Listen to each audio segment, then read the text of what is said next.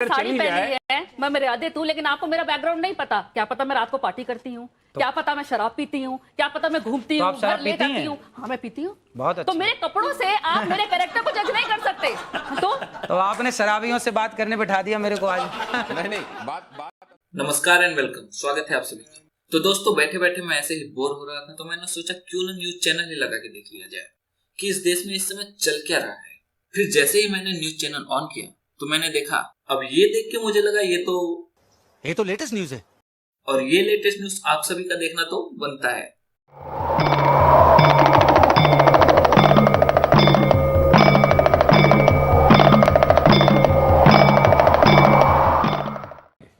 लेकिन जिनको बच्चे ही नहीं हो रहे हैं वो क्यों आईवीएफ क्लिनिक की तरफ जा रहे हैं? जरा ये देखिए क्या कहा अनिरुद्धाचार्य जी ने, जरा देखिए वो, और उसके बाद इस चर्चा पर लौटते हैं। जिसको संतान नहीं होती वो गाय को गेहूं खवाए, और गेहूं जब उसके गोबर से वापस आए तो उसको धुल करके, उसे सुखा करके, उसको पीस करके उस आटे की रोटी बनाकर भगवान को भोग लगाकर वो रोटी खाने से संतान प्राप्ति होती है। आप उसको दोहरा सकते हैं। मैंने तो इस रोटी को खाई है, जो मैंने बोला है, मैंने तो इस रोटी को खाया है।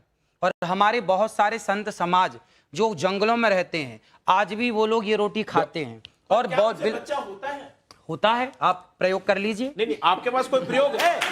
नहीं, आपके पास कोई प्रयोग है? देखिए, बोलने में हमारे साथ प्रयोग है, इसलिए बोल रहे हैं। प्रयोग ना होता तो बोलते नहीं। देखिए, ऐसा कोई भी चीज हम करते हैं उसके साथ प्रूफ लाते हैं कि भाई ये हमारा रिजल्ट है, ये हमारा एग्जाम्पल है। सिर्फ इतना नहीं, गौमूत्र और गाय के गोबर के संदर्भ में कैंसर के इलाज वाला दावा भी किया जाता रहा है। क्या अनिरुद्धाचार्य जी मैं ठीक कह रहा हूँ? हाँ, डॉक्टर बैठे हैं। मतलब किसी भी स्टेज का कैंसर तक ठीक हो जाता है।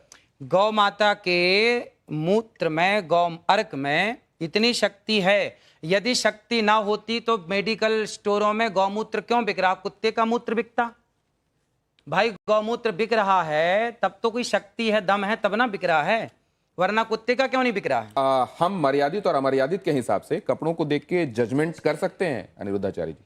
देखो, आप सब खूब भीतर से बात समझ रहे हैं, अब बाहर से ना बोले वो अलग विषय है। आप इस बात से सहमत हैं या नहीं कि हम जो देखते हैं, छोटा बच्चा आपको आरती करते देखेगा ना, वो भी आरती करेगा। बच्चा घंटी हिलाते देखेगा, वो भी घंटी हिलाएगा। बच्चा जो करते देखेगा तो बच्चा, वो जब आप पहले आप पूरी बात की सुन इज्जत नहीं करोगे तो बच्चा उसी चीज को उनकी फॉलो बात करेगा। सुन लीजिए बस, फिर उसके बाद अपनी ना बात। ऐसा है कि बच्चा जो देखता है वो करने का प्रयास करता है। समाज जो देखती है वो असर उसके भीतर होता है। आप माने या बिल्कुल मत माने मेरी बात को, लेकिन आपने अश्लीलता देखी है सामने तो आपके दिमाग में वो अश्लीलता भरी होगी। लेकिन जब ये कहा जाता है कि आप कपड़ों के विषय में बात मत कीजिए, आप अपनी सोच बदलिए। क्योंकि कपड़ों के संदर्भ में अगर आप बात करते रहेंगे तो असल में आप एक तरीके से उन लोगों को बढ़ावा दे रहे हैं जो अपराध करते हैं। एक सेकंड, तो इसको आप कैसे मानते हैं? भाई, कपड़े मर्यादित ही होने चाहिए। हमारे बाप दादों ने तो यही सिखाया। जो मैंने सीखा है वो मैंने बताया कि कपड़े मर्यादित होने चाहिए।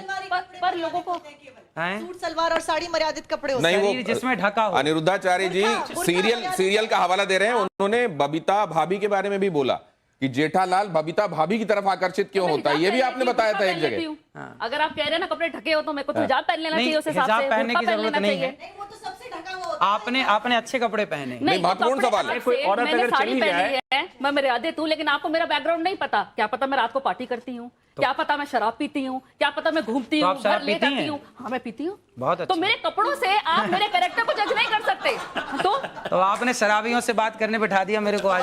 नहीं, बात असल में ये तो है। शराब, एक मिनट, आप अपनी भाषा का मर्यादा रखें। आप अपनी भाषा का मर्यादा रखें। शराब पीने वाला शराबी नहीं होता। पहले आपको एक बात ये भी मैं मानवी जी बताता हूँ क्या करते थे शिव जी? क्या करते? एक बात मैं आपको बताता हूँ। नहीं, एक सेकंड। बहुत सारे लोग जो एडिक्ट थे, मानवी जी आप इसकी तारीफ करेंगी शायद, इनको ये नहीं आप इस बात की शायद प्रशंसा करेंगी कि अनिरुद्धाचार्य जी के आह्वान पर बहुत सारे लोग जो एडिक्ट थे, शराब के चक्कर में उन्होंने घर बार बेच दिया था, बच्चे उनके सड़कों पर आ गए थे, उनके आह्वान पर उन लोगों ने शराब छोड़कर, नशा छोड़कर, तंबाकू छोड़कर और अब अध्यात्म की राह पकड़ी है। क्या ये बात स्वागत योग्य है मानवी जी? कहीं ना क्या ये बात स्वागत योग्य है? आप लोग क्या कहते हैं? अगर स्वागत योग्य है तो इस पर ताली बजनी चाहिए।